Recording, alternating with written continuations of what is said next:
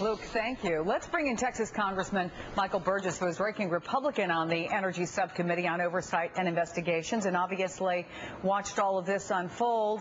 What did you think when you heard Congressman Barton, somebody you've known and served with for years, when you heard what he said yesterday? Well, it obviously caught me by surprise. At the same time, really our focus at that point was on the CEO that we had in front of us, who had been responsible for the activities on a rig that killed 11 Americans. So, I got to say, my focus was more on the business at hand. Do you think that Congressman Barton should resign? No. Any one of us are capable of making a statement that we really wish we could have back afterwards. This may be one of those times for Joe Barton, but it's no, that I would not recommend that. There are some people, there aren't a lot of them, but there are some people who are saying that there's a grain of truth in what he had to say. I'm thinking, for example, about Senator John Cornyn, who suggested that this is an indication that the White House is using arm-twisting tactics, that they're overreaching. Is there any part of this $20 billion fund, this escrow fund, that you think is too over the top or came about in the wrong way? Well, look, BP has admitted from early on in this that they have the responsibility for paying for the capping, paying for the cleanup, and paying for the loss of livelihood that people have endured in the Gulf Coast region. So that's never been in dispute.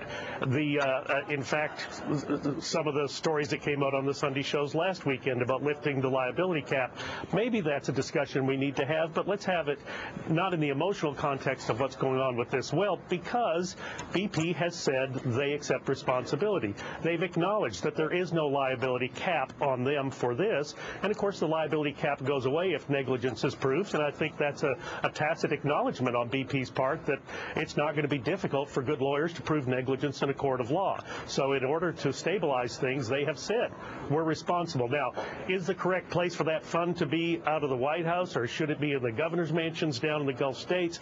I don't know the answer to that. Is the Payzar the correct guy to have in charge of that fund?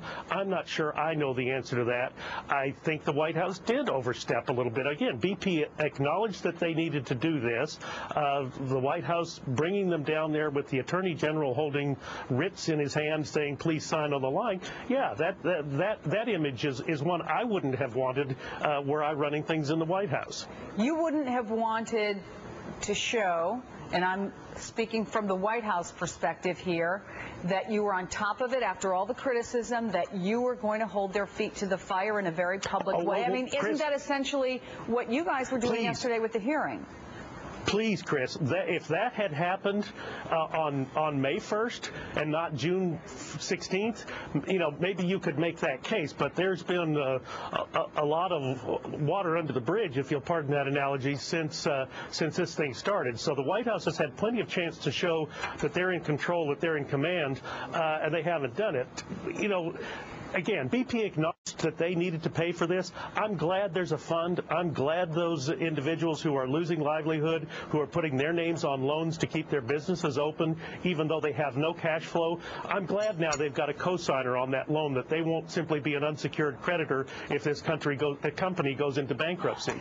But here's what I think is part of the problem for the Republicans, and I think all of this ties in to what Congressman Barton said yesterday. It has shined a light on Republican ties to the oil industry. He himself, of all members in your committee, has gotten more money in the last year, over $100,000, according to the Center for Responsive Politics. You've gotten almost $40,000. And so then the question becomes, what happens next?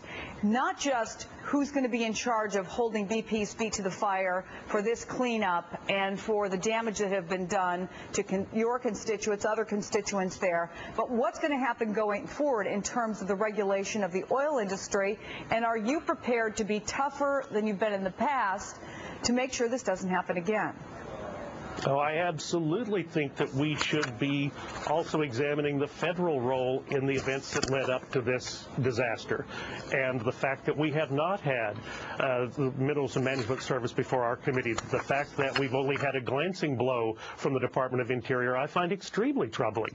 You go back and look at the application that was submitted by BP for this exploration, and it's scandalously omitting several key points, like how are they going to deal with a major ecological problem should they have one. And they wrote down in black and white that it was not necessary for them to put that down as part of the exploration plan. Well, shame on BP for filling out an application like that. But shame on the Minerals and Management Service for accepting it and rubber stamping it.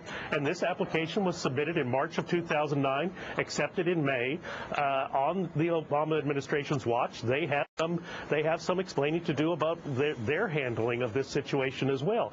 Where has the oversight been on the rigs? What type of oversight was being carried on that rig on the days leading up to it? We don't know because we can't get those individuals in our committee to talk to us. Congressman Michael Burgess, thank you for being with us. Thank you. It's a